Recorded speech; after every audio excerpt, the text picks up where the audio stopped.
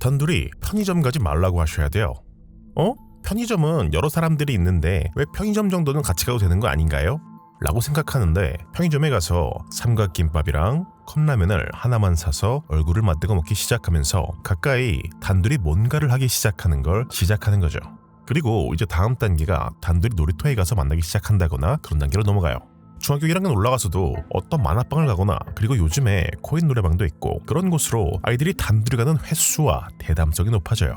그 출발점은 편의점부터 시작이 돼요. 애미야!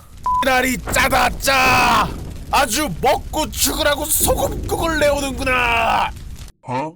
아이들에게 올바른 가치관을 심어줄 생각을 하기보다 아이들의 교재를 불순한 것으로 보는 것도 모자라 그 더러운 상상의 나래를 펼친 끝에 편의점조차 마음대로 가지 못하게 하자는 이야기가 당당히 방송되는 나라. 이야, 이거 뭐 애순이 마음에 들어서 맨날 조금 쳐다준 관식이는 그냥 반동분자네요. 이거 지금 유아교육 전문가인 이분 하나를 질책하자는 게 아닙니다. 이건 좀 극단적인 예시였지만 결혼은 둘이 하는 게 아니니 집안 수준이 어느 정도 맞아야 한다. 드라마에선 영범의 어머니가 빌런처럼 나왔지만 정말 이게 기성세대만 하는 이야기던가요? 블라인드 같은 데 가서 20, 30대 결혼 고민글 찾아보면 뭐부터 적혀 있어요? 본인 스펙, 상대 스펙, 내가 아깝다 혹은 상대가 더 조건이 좋은데 뭐 하나가 마음에 안 든다. 근데 이런 스펙도 만날 수 있을까 고민된다. 댓글들도 그 스펙에 기반한 조언들로 이루어져 있는 이런 글들 수두룩 빽빽합니다. 연애는 대학 가서 해라. 이 이야기의 본질적인 뜻이 뭐예요? 어차피 결혼까지 이어지지 않을 사춘기 풋사랑에 시간 낭비하지 말고 스펙을 올려서 더 좋은 결혼 상대를 찾아라. 이 이야기잖아요. 그런데 그 스펙 올리기 대학 가면 끝나나요? 학점 따야죠. 자격증 채워야죠. 취직해야죠. 그렇게 20대 후반에서 30대 돼서 막상 연애 시작해보려면 일평생 안 해보던 사랑이 갑자기 잘 되고 좋은 사람 구분할 눈이 있을 리가 없습니다. 결국 이 정도면 사랑이겠지 하고 쫓기듯 결혼을 하고 나는 ATM이었네, 독박 육아를 당했네 이러면서 니들은 결혼 이런 거 하지 마라. 오늘도 많은 부모님들이 자식에게 조언이라며 이런 이야기를 합니다. 니들은 애 낳지 마라. 좋게 보자면 나는 고생스러웠으니 너희들은 고생하지 마라 라는 이야기겠죠. 근데 까놓고 얘기해보자고요. 이 이야기를 노골적으로 해석하면 이렇게 됩니다. 나는 너 키우느라 고생스러웠고 고생 이상의 기쁨을 느끼지 못했으니 넌 굳이 사서 고생하지 마라. 저는 이 말이 부모가 자식에게 할 수 있는 최악의 저주라고 생각합니다. 차라리 부모 될 자격도 없는 사람이라 자식에게 욕하고 비방하면 걸러듣기라도 하지 멀쩡한 부모님이 이걸 조언이라고 해주는 상황 자체가 얼마나 무서운 일입니까? 그런 이야기를 들은 자식이 아이를 낳고 기르면서 난간에 닥칠 때마다 저런 이야기를 떠올리며 만약 내가 아이를 낳지 않았다면 이란 생각을 하지 않을 수 있을까요? 부모로부터 맹목적인 사랑을 받지 못한 자식이 자기 아이에겐 그런 사랑을 줄 수 있을까요? 아이조차 손익을 따져 계산해야 하는 세대라니 우리는 어떤 지옥을 건너고 있는 거죠? 물론 5천만 국민의 가정이 하나하나 다 가지각색이니 케바케겠죠. 저런 이야기 자체가 다 천편일률적이고 잘못되었다 이런 이야기를 하고 싶은 게 아닙니다. 단지 사람은 자라며 부모의 교육 방침에만 영향을 받는 게 아닙니다. 공교육, 사교육, 또 주변 사람들의 언행과 사회생활, 미디어, SNS, 나아가 취미생활까지 다양한 영역의 다양한 요소에서 영향을 받기 마련입니다. 단지 한국은 그런 다양한 요소에서 사랑의 가치를 얕보고 있기 때문에 전 세계적인 저출산 추세에도 유독 늦은 결혼과 두드러질 정도로 수직 낙하 중인 출산율의 한국의 수치가 나오고 있다고 생각하고요. 그리고 이 중 영향을 주는 한 곳인 미디어를 살펴보자면 한국은 다소 편향된 감이 있다고 생각합니다. 예를 들어 작년 최고의 드라마는 백상에서는 무빙의 상을 거뒀지만 버즈량, 시청률 등에서 가장 큰 화제를 모았던 건 눈물의 여왕입니다. 물론 김수현 배우 때문에 불편하실 분도 있으시겠지만 드라마가 한 명의 누구로 만들어지는 물건은 아니니 어디까지나 작품 위주로 언급하고 넘어가 있습니다. 눈물의 여왕 재밌는 작품이죠. 작품에 흥미를 부여해야 할 초반부는 코믹하고 자체를 루즈해줄 수 있는 중후반부는 자극적인 전개를 채용하여 재미 면에선 분명 완성도가 높은 작품입니다. 하지만 소재를 봅시다. 작중 백현우는 개천에서 난 용으로 재벌집 사위가 되어 재벌집에 온갖 뒤치다거리를 하는 인물이고 이혼을 결심했다가 아내가 시한부 3개월 남았다는 이야기에 떨어질 콩고물을 생각하며 3개월만 참자고 다짐하는 캐릭터이기도 합니다. 결국은 홍예인과 왜 결혼했는지 상기하며 다시 사랑에 빠지는 결말로 나아갑니다만 작품에 은은히 깔려있는 물질 만능주의는 부정할 수 없는 사실입니다. 본인이 상당한 능력을 갖추고도 재산이 없기 때문에 처갓집에 눈치밥을 먹고 나중에 어찌되었건 아내의 시한부 얘기를 들었을 때 가장 먼저 떠올린 건 유산 분배였으니까요. 이들은 유럽을 떠돌며 화보를 찍고 홍예인은 매번 화려한 착장을 자랑합니다. 물론 단순히 이 작품만 보자면 면죄부를 줄 방법도 있을 겁니다. 홍예인의 가족은 중간에 부를 잃으며 반성을 하는 시기를 갖기도 하고 윤은성 같은 소시오패스 캐릭터를 내세워 물질만 쫓는 이의 파멸을 보여주기도 하니까요. 하지만 이 작품뿐만 아니라 한국의 드라마들을 따져보면 이런 물질 만능주의를 은연중에 엿볼 수 있는 경우가 꽤 많습니다. 남주나 여주 한쪽이 상당한 재력가거나 혹은 사회적으로 촉망받는 직위 내지 적성을 갖추고 있고 그들의 재력 내지 사회적으로 멋진 모습이 곧 사랑에 빠지게 만드는 모습으로 이어지는 그런 판타지들을 흔하게 볼 수 있죠. 이는 슈돌 같은 예능과 비슷한 행간을 만들어냅니다. 슈돌은 육아 예능으로서 돈 있는 사람만 육아를 해라 라는 의도를 가지고 만들어진 예능은 아닙니다. 단지 금전과 시간적 여유를 가진 부모들이 나와 아이들과 해외여행을 다니고 훈훈한 장면을 연출하니 그렇지 못한 부모들이 상대적으로 박탈감을 느끼기 쉬운 구조가 만들어지는 거죠. 드라마도 마찬가지입니다. 돈 있고 성공한 사람만 연애해라 라고 직접적으로 말하거나 그런 메시지를 담지는 않았으나 그런 이들의 모습을 멋지게 포장함으로써 사랑의 본질보다 다른 것에 집중하게 만드는 면이 생기는 겁니다. 고전으로는 파리의 연인부터 도깨비까지의 계보가 그러하고 시크릿 가든, 사랑의 불시착 등의 작품들도 이러한 경향을 보이죠. 이런 관점을 다소 비튼 이태원 클라스 같은 작품도 있지만 결국 이도 물질 만능주의를 의식하고 만들어진 작품이죠. 박세로이는 시작이 가난할 뿐 결국 사회적 성공으로 복수에 성공하니까요. 이게 잘못되고 나쁘다 이런 작품들이 나와서는 안 된다 이런 얘기가 아닙니다. 단지 현 한국 드라마 시장은 퍽 편향적이란 겁니다. 나의 아저씨, 우리들의 블루스 같은 작품도 있지만 그 수가 적고 대부분 대중성이 아쉽거나 메시지가 직관적이지 않은 경우가 많았습니다. 사랑을 불순 이성 규제로 보고 결혼을 스펙 대결로 보며 미디어는 돈과 성공을 부추기는 나라. 17개국 선진국 중 삶의 의미로 물질적 풍요를 1위로 꼽은 유일한 나라. 제가 폭삭 소가수다에 주목하는 건 이 부분입니다. 사랑에 대해 대중적이고 쉽고 직관적인 메시지를 가지면서 완성도까지 갖춰온 작품. 이러한 배경을 감안하며 폭삭 소가수다를 살펴보겠습니다. 드라마는 할머니 할아버지들의 시집기로 시작됩니다.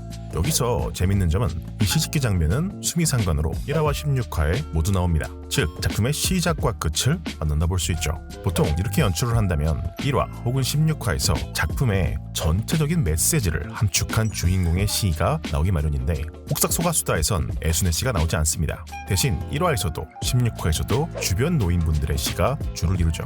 여기서 작품의 의도를 알 수 있습니다. 이 작품의 주인공은 재벌 3세도 과거 구국공신이었던 도끼부단입니다. 작품은 몰입감을 위해 양관식과 오해순의 삶을 집중적으로 조망하고 있지만 그 누구든 주인공일 수 있는 평범성, 거기에 포인트를 두고 만들어진 작품임을 알 수 있죠. 그리고 푸른 크레용으로 그린 바다에서 애순이 엄마를 부르며 작품은 시작됩니다.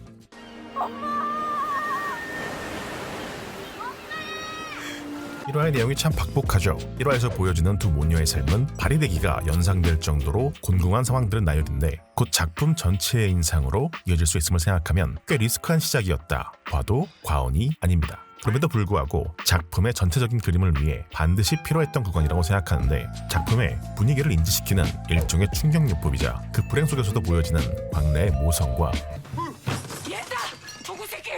관식의 순애 속에 식구가 6인데 왜 맨날 5개만 사시니까? 맥락하게 자라는 애순을 지켜보는 것은 일반적인 드라마 이상의 몰입감을 선사하기 때문입니다. 솔직히 저도 처음엔 그래서 아이유 언제 나옴? 하면서 보다가 어느샌가 이야기에 빠져들었던 기억이 납니다. 1화는 사실상 여메란 배우의 매드무비였다고 해도 과언이 아닌데 배우의 연기력과는 별개로 각본, 연출적으로 잘 설정된 부분은 바로 이 모성의 부분에 있다고 봅니다. 정막래는 억척스러울 정도를 넘어 남의 도움은 죽어도 받기 싫어하는 자존심이 매우 강한 인물입니다. 그런 그녀가 남에게 고개를 숙이는 순간이 있는데 나 그거 우리 애순이도 엄마 있거든요. 예. 바로 애순을 위한 순간입니다. 만약 이 선생에게 어떤 방식이든 광래가 참교육을 시전했다면 그 순간은 사야될 수 있겠으나 지금의 드라마에 비해 참 얄팍한 장면이 나왔을 겁니다. 자존심을 위해서 자기 목숨도 아끼지 않는 정광래가 자식을 위해선 남에게 고개 숙이고 비굴할 정도의 억지웃음을 보여주기 때문에 이 장면들이 의미가 깊은 거죠. 그리고 그게 전개를 위한 자극성에 기반한 게 아니라 부모라면 누구나 자식을 위해 이런 순간이 존재하는 현실성에 기반하기 때문에 이 장면들에 울림이 있는 게 아닐까 싶습니다. 달아요 그거. 양배추 드려요? 양배추 드려요? 그리고 등장하는 시간 스킵 연출. 화면 연출 자체도 좋지만 이제 천혜고아가 되어 비빌 언덕이 사라진 애순이 왜 여전히 맹랑할 수 있는지 짧은 시간에 잘 보여주는 장면입니다. 애순의 타고난 성정도 있겠죠.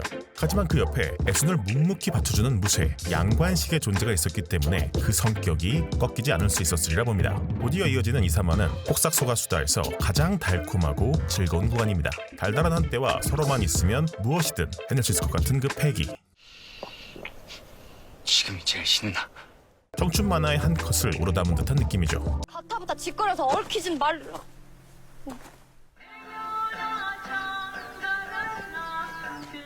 물론 작품 전체의 톤에 비해 그렇다는 것이고 여전히 고난과 역경들은 존재합니다. 하지만 이외의 화들도 힘들고 어려운 날들을 비출 때도 웃기고 재밌는 순간들 역시 존재하죠. 마치 인생에 늘 즐거운 순간만 있는 게 아니고 늘 힘든 순간만 있는 게 아니듯 폭삭의 사건 배치는 참으로 절묘합니다. 이 사마에 대해선 보는 것만으로 충분히 다 전달이 되기 때문에 이야기할 거리가 많지 않지만 굳이 여기서 중요한 점을 꼽자면 첫째론 전체 16화 중 2화 분량에 그치는 애순과 관식의 청춘입니다. 보통 드라마라면 거의 대부분의 화를 쓰거나 최소한 4, 5화는 분배를 했어야 할 이 피 끓는 청춘은 고작 2화에 불과합니다. 보통의 드라마들은 그리고 행복하게 살았답니다 로 끝내거나 결혼 생활이 나오면 막장 태클을 보여주는 경우가 일반적입니다.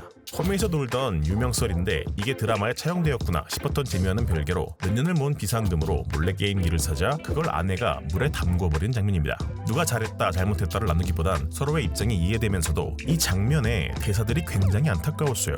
왜 맨날 나만 이해해야 하는데 나도 회사 생활 지쳐 집에 와서 마음 편히 쉬고 싶고 내일을 버틸 수 있는 힘도 얻고 싶고 그래. 근데 이게 뭐야? 회사보다 집이 더 지쳐. 고객보다 마누라 상대하는 게 더 어려워. 드라마는 반드시 갈등을 보여줘야 하기 때문에 행복한 결혼 생활보다는 결혼 생활을 이렇게 묘사하는 드라마들이 훨씬 많습니다. 몇 년 전 스위치넷 CF가 크게 유명세를 탄 적이 있었죠. 저도 살아있다 리뷰에서 오프닝으로 패러디하기도 했었는데요. 엎치락뒤치락하며 결국은 맞춰나가는 가족애를 그린 CF였는데 물론 퀄리티도 충분히 좋았지만 이게 화제가 된다는 건 역설적으로 한국에 이런 미디어가 적었다는 의미기도 합니다. 그 적은 작품들도 대부분 대중성과 화제를 잡지 못했죠. 그런 면에서 아이유, 박보검, 김원석, 임상춘이라는 반드시 성공해야 하는 조합을 가지고 이런 시도를 했다는 것 자체를 칭찬하고 싶어요. 1화를 몽땅 빌드업에 쓰고도 아이유와 박보검의 달달한 연애는 단 2화에 그쳐버리는 것. 나머지 13화가 이들의 결혼 생활을 조명하는데 갈등은 대부분 이 부부 외적인 요소에서 일어납니다. 이 부부는 어려운 세상을 함께 헤쳐나가는 동반자예요. 대중적으로는 관식 같은 남편이 화제가 되었는데 애순 같은 부인 역시 충분히 인정받을 모습을 보여줬다고 생각합니다. 집안일하고 내조를 해서요? 아니요. 한결같이 관식을 믿어주고 위해주니까요. 결혼을 왜 해야 하는가? 가뜩이나 험난한 세상살이 내 편 하나 있다면 얼마나 든든하겠어요. 둘째론 관식과 상길의 대칭적인 배치를 얘기하고 싶습니다. 애순의 칭얼거림으로 귀엽게 들어지긴 하지만 관식은 애순에게 별도 달도 따다준다 약속하지 못합니다. 말이라도 좀 그냥 다 해준다고 해. 반면 상길은 조건을 붙이지만 애순의 꿈들을 이뤄줄 수 있는 사람이죠. 사비로 시집 같은 거 하나 내줄 용의도 있대는 하더라. 10년 안쪽으로 대학도 보내주고 사비로 시집도 내주겠다 말하고 그걸 해낼 재력도 있는 사람. 감독 및 작가가 작품을 통해 전하려는 결혼에 대한 가치관이 존재하고 그에 맞게 상길은 의도적으로 관식의 대척점에 세워진 캐릭터입니다. 아닌 게 아니라 상길은 이후에도 꾸준히 등장하고 후반부에는 꽤 비중 있는 조력으로 올라오기까지 하는데 이 과정 중에 늘 관식과 비교 대상이 되는 모습으로 비춰집니다. 상길은 좀 날티가 나긴 하지만 허풍선이는 아니에요. 작중 내내 은근히 표현되듯 그는 꽤 괜찮은 재력을 지녔고 어거지처럼 보이지만 그럼에도 개장 완장도 차는 처세술을 지닌 남자입니다. 반면 관식은 무쇠라는 별명처럼 처세술도 부족하고 능력도 부족합니다. 그럼에도 우리는 자연스럽게 관식을 이상적인 남자로 보고 상길을 잘못된 사례로 봅니다. 많은 걸 갖춘 상길은 인성과 사랑이 없고 관식은 많은 걸 갖추지 못했지만 착한 심성과 사랑이 있거든요.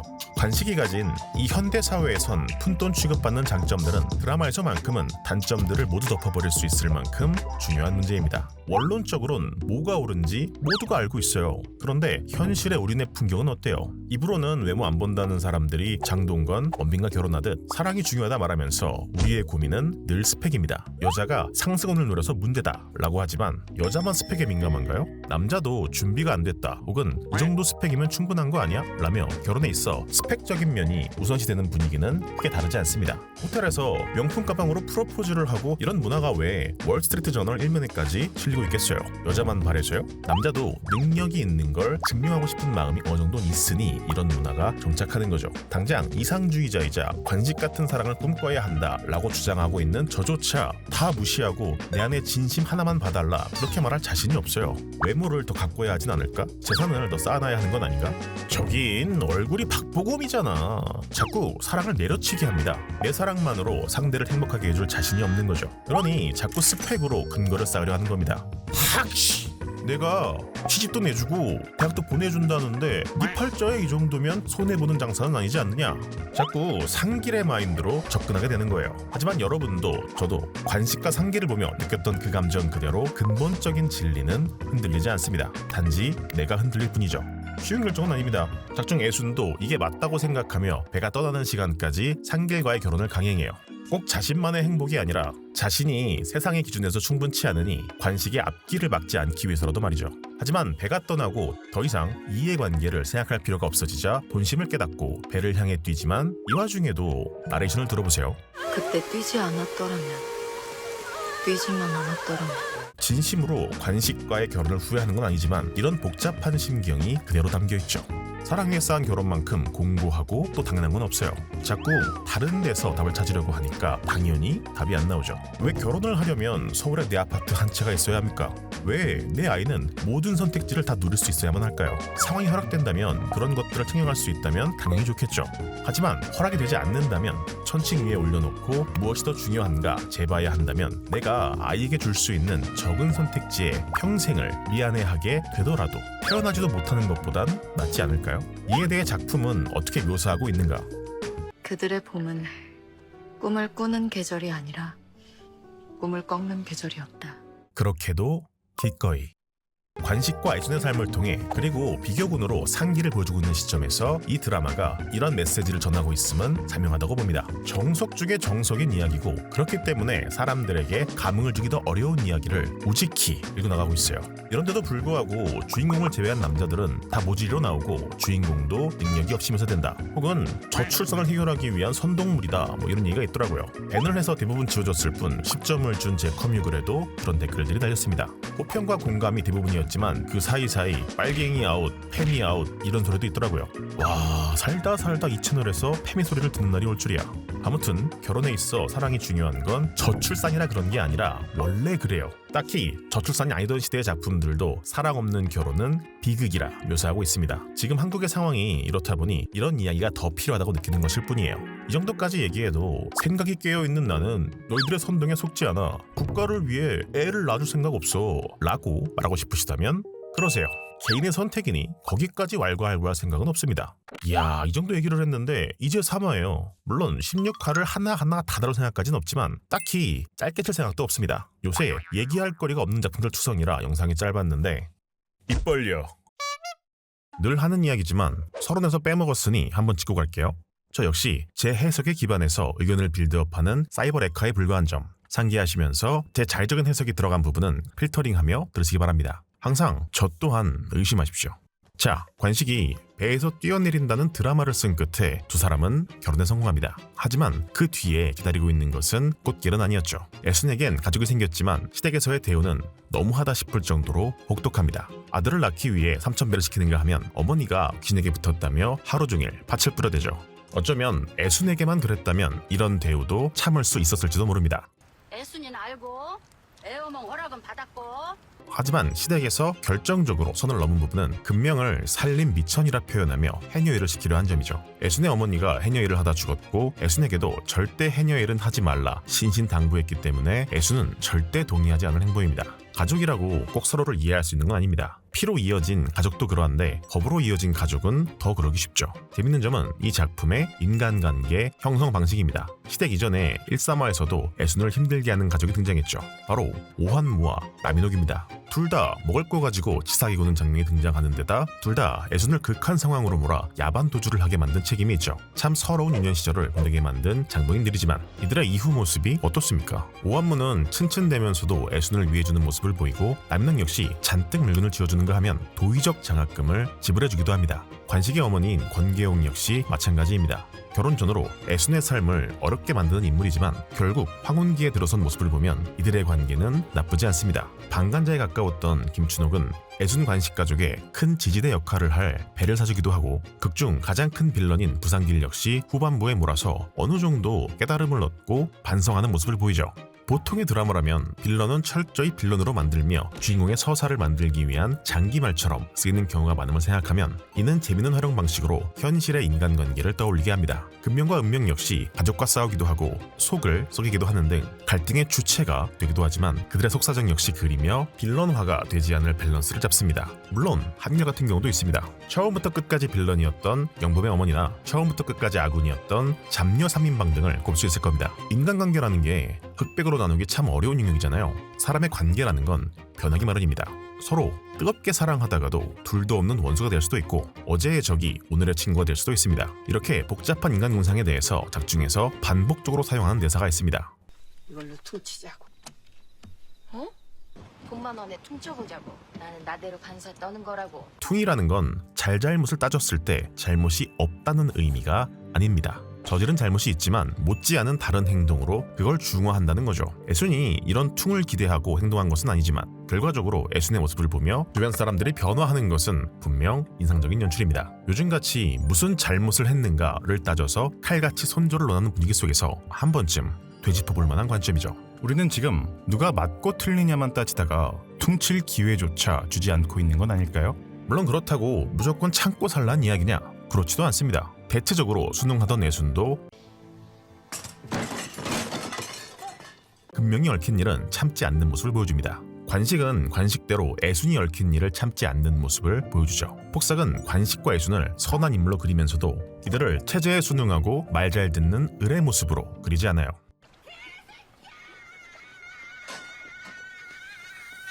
결혼 이전에 야반도주부터 세상의 기준에서 좋은 모습은 아니었죠. 관식이 아무리 애순을 사랑한들 집안과 절연하고 나와 따로 사는 것은 쉽지 않은 일입니다. 세상의 시선으로 봤을 때 권면되는 모습도 아니죠. 하지만 중요한 것은 남의 시선이나 예의가 아닙니다. 중요한 것은 본인의 마음에 응하는 것이죠. 결국 애순이 참지 못하고 부둣가로 뛰어갔듯이 결국 관식이 참지 못하고 배에서 뛰어내렸듯이 이들은 늘 삶의 중요한 결정을 내려야 하는 순간에 마음의 소리를 따릅니다.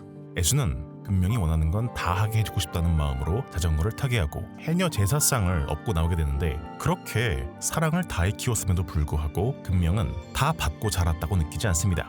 자, 여기부터는 필연적으로 출산과 관련된 얘기를 조금 할 수밖에 없는데 임상춘 작가가 공식 석상에 모습을 잘 드러내지 않는 인물인 만큼 이게 제작 측에서 의도한 함의인지 아닌지 확인할 방법은 없습니다. 단지 의도를 했는지 안 했는지와는 상관없이 폭삭 속아수다가 기능적으로 적용하고 있는 부분이 있기 때문에 이 부분에 대한 이야기를 좀 해보려 합니다. 한국에서 요즘 저출산 관련해서 MZ세대에서 가장 많이 나오는 이야기가 뭐예요? 나는 내 애가 하고 싶다는 거 다 해주고 싶다. 그런데 돈이 없으니까 차라리 낫지 않겠다. 그런데 애순은 몇 번이고 금명에게 원하는 건 무엇이든 하게 해주고 싶다를 강조하는 캐릭터임에도 불구하고 정말 찢어질 정도로 가난한 캐릭터입니다. 집에 쌀이 없어 주인집에서 조금씩 쌀을 부어줬을 정도로 가난하죠.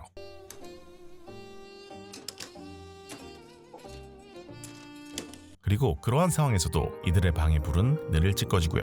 배를 산 뒤에는 좀 형편이 나아졌지만 그마저도 하루 벌어 하루 사는 아이가 죽은 뒤에도 육성회비를 벌기 위해 배를 띄우는 집으로 그려집니다. 없이 커서 그런가 그냥 개성물 사고 싶어. 큰 금명에게 이런 소리를 듣기도 할 정도니 굶지는 않고 살았어도 유력한 집안은 아니었죠. 즉 근래의 가치관대로라면 형편상 이들은 아이를 기를 상황이 아닙니다. 그럼에도 불구하고 멈추기는커녕 아이를 둘이나 더 갖죠.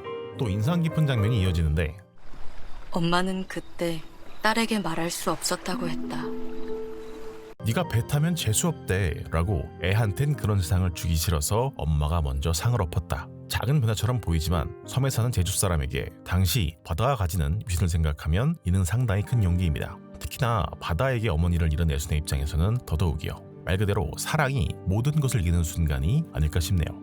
그리고 이어지는 드라마의 가장 슬픈 지점이자 두고두고 애순과 관식의 삶을 짓누르는 6화. 저는 이 화가 드라마의 설득력을 보강한다고 생각합니다. 만약 애순과 관식이 어렵게 시작했지만 승승장구하기만 했다면 이건 또 하나의 판타지 드라마에 불과했을 거예요.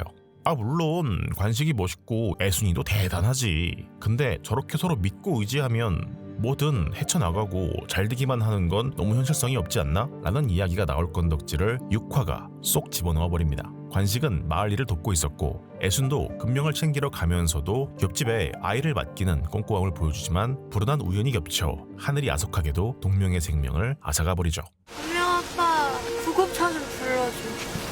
이 순간은 무쇠가 무너진 폭삭 소가수다에서 가장 슬픈 구간입니다. 누구의 잘못도 아니지만 언제라도 있을 수 있는 일이기도 하죠.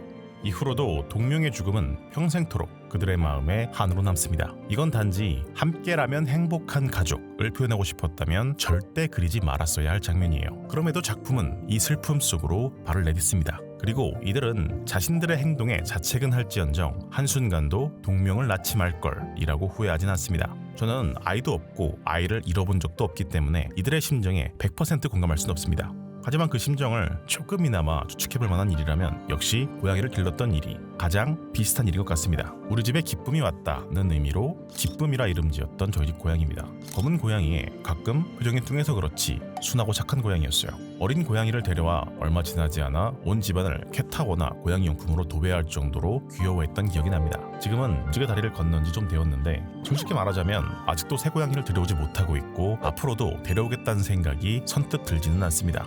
사실 어찌 보면 결과가 보이는 일이었잖아요. 나보다 수명이 짧은 반려동물을 들인다는 일이요. 그런데 내가 슬픔을 느끼는 것과 후회하는 것은 그건 전혀 다른 이야기인 것 같아요. 그간 들은 정이 얼마인데 당연히 슬프죠. 단지 그건 내가 고양이를 데려와서 함께 시간을 보내며 정을 붙였기 때문에 슬픈 것이지 데려오지 않았다면 슬픔이 없는 만큼 행복한 추억도 없었을 겁니다. 옥상 역시 금명은 우범지대에 가까운 지역에서 하숙을 하다 죽을 뻔하거나 은명은 감옥에 가는 등 자식들의 삶은 이후로도 결코 순탄치만은 않습니다. 특히나 금명의 상견례 에피소드 등은 노력만으로 극복할 수 없는 집안의 차이도 드러나곤 해요. 하지만 폭삭은 이에 대해 금은 동명을 낳지 않았다면 겪지 않아도 되었을 일이라고 보기보단 그러한 것들 또한 인생의 한 과정으로서 포함하여 함께 나아가길 권장합니다. 물론 개발도상국이 선진국보다 출산율이 높은 점, 집단주의적인 가치관을 가진 나라보다 개인주의적인 가치관을 가지고 자식이 독립이 늦을수록 출산율이 낮은 점, 저학력 경시풍토와 실제로 근로소득의 비율이 낮은 경제적 환경, 무늬만 존재하는 저출산 대책과 날이 갈수록 오르는 부동산 등 아주 많은 문제가 복잡하게 얽혀 있으므로 드라마처럼 그냥 사랑이 있으면 낳으면 돼로 낙관적으로 끝날 문제는 아니라고 봅니다. 하지만 무엇을 원할지도 모르는 아이가 고를 수 있는 모든 선택지를 배려하기 위해 비참한 슬픔을 겪지 않기 위해 아이를 낳지 않는다. 또한 문제가 없는 관점이라곤 생각하지 않습니다. 아이가 원하는 걸 해주고 싶어하는 부모의 마음은 바뀐 게 없습니다. 바뀐 건 지레 겁먹고 주변의 눈치를 보는 우리들이죠. 굳이 이에 대한 생각을 정리하자면 부모는 미안했던 것만 사무치고 자식은 서운했던 것만 사무친다.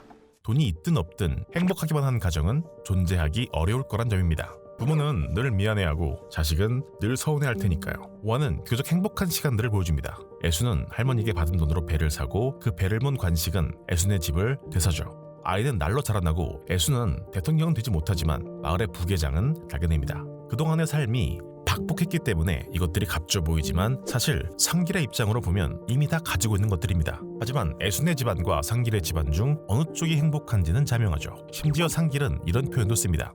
까놓고 인생 다 뺑뺑이 아니냐. 양관식엔 그냥 운 좋아서 꿀 빨고 사는 거지.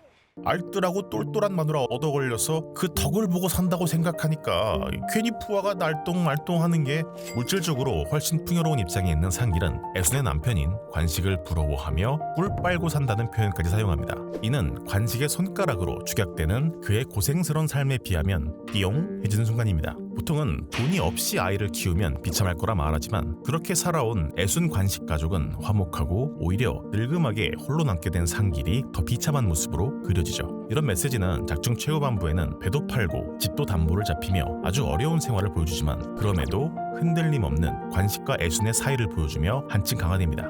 즉 폭삭소가수다는 가족의 형성과 유지에 재산은 크게 중요하지 않다 말하며 출산을 낙관적으로 조명하는 면이 존재합니다. 다만 이것을 이용해 저출산 극복의 메시지를 의도했다고 하기에 한 가지 걸리는 점은 현대의 저출산과 아주 직접적으로 맞닿아 있는 금명의 결혼과 출산 서사는 휘뚜루마뚜루 넘긴다는 점에 있습니다.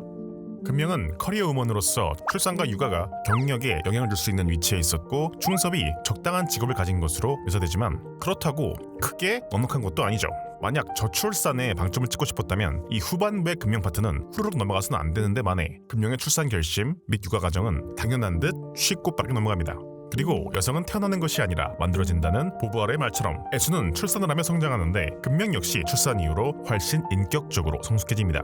폭삭 소가수다만 본다면 요즘 30대들이 철이 잘 들지 않는 건 출산과 육아를 하지 않아서라고 느껴질 정도입니다. 물론 남자는 철들면 죽는다는 것을 보여주는 명백한 사례도 있기 때문에 개인적으로는 가족애를 더 강조하고 갈등보단 화합을 이야기하는 작품이기 때문에 현대의 출산 이슈는 다루지 않았다 생각합니다.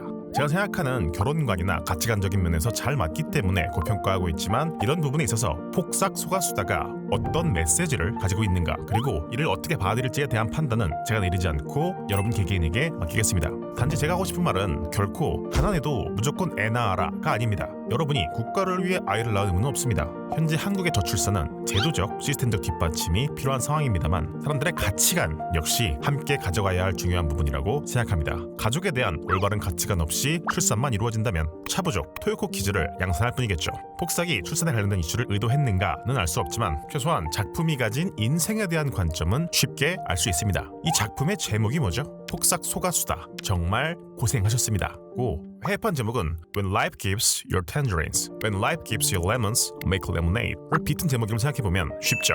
인생엔 고통과 수고로움이 당연히 존재한다는 것. 매트릭스의 한 장면이 떠오른 대목입니다. Human beings define their reality through misery. 즉, 늘 행복하기만 한 인생은 존재하지 않거나 최소한 제작진은 그러한 인생이 추구해야 할 이상적인 목표라고 생각하지는 않는 것 같습니다. 이 작품이 그리던 인생과는 넘어지지 않는 삶이 아니에요. 입속에 밥술 떠먹여주는 이들이 있어서 사라지더라. 넘어져도 함께 다독이며 다시 일어나 나아갈 수 있는 삶이죠. 앞서도 언급했던 영범의 어머니 정도를 제외하면 많은 인물과 관계가 개선되며 잘잘못에 큰 의미를 두지 않는 점 역시 이러한 스탠스의 연장선이라 봅니다. 불여악구란 사자성어가 있죠. 진흙 위에서 피는 연꽃이지만 정작 그 연꽃 위에는 오물이 머물지 않듯 악이 있는 환경에서도 결코 악에 물들지 않는 사람이란 의미인데 애순의 삶이 그렇습니다. 가난한 환경에서 지낸 삶이지만 결코 그 마음까지 가난하진 않아요. 즉 제작진은 온실 속의 화초 같은 삶보다 연꽃 같은 삶을 조명하고 싶었다고 생각해요. 작품의 시작부터 끝까지 애수는 시대의 풍랑을 겪으며 꿈꾸던 시인 대신 출산과 육아에 전념하게 되고 늘 가난과 이웃하고 사랑으로 길러낸 자식들과도 갈등을 빚으며 생애를 보냅니다. 애순의 생애가 빛난 건 마침내 시집을 출판해서 혹은 금명이 성공해서가 아니에요. 애순 본인이 이런 환경에서도 사랑이란 가치를 찾아내고 또 온전히 지켜냈기 때문에 빛나는 거죠. 이건 비단 주인공인 애순뿐만이 아닙니다. 애순의 동반자인 관식도 무쇠처럼 사랑 하나만 관철하며 살아가고 결론적으로 이들 부부를 보며 아이들과 주변 사람들도 영향을 받기 시작하니까요. 근데 그게 마누라 덕이 아니었네. 네가 다르네. 재벌 드라마들 사이에서 나온 서민 드라마, 요즘 시대의 전통적인 가족애를 그린 드라마. 물론 저것도 호평하는 이유 중 하나긴 하죠. 하지만 고생스러운 삶을 긍정하는 이 태도가 특히 좋았습니다. 이런 관점을 가지고 1화와 16화의 시를 다시 보겠습니다. 옥심이 인생 밥주다 다 갔네. 1화는 애환이 강조되어 있다면 16화는 물질 헌다 학교 못 가 나 평생 창피하였다. 메뉴 피고 뭐 시킬래 물으면 가심철렁하였다. 그런데 어제는 나 먹을 거 내가 시켰다. 특조밥 시켰다. 꿀꼬치 만났다. 여전히 고생이 담겨있지만 그 시간을 지나와 배움을 얻었기 때문에 평범한 초밥은 꿀같이 맛난 초밥이 되었습니다. 애순 역시 그러합니다. 애순은 임영웅을 좋아하는 모습이 그려지는데 근데 노래는 영 안 불러줬어. 나 운다고. 임영웅 너머에 관식을 그리워하고 있음을 알 수 있죠. 관식이야 박보검 얼굴에 평생 잘해준 1등 신랑감이라 그런 게 아니냐고요? 당신 나 때려 죽였어. 사람 마음도 끝도 없이 맞으면 죽는 거더라. 이런 소리를 듣던 상길도 봐도 왼수, 안 봐도 왼수다.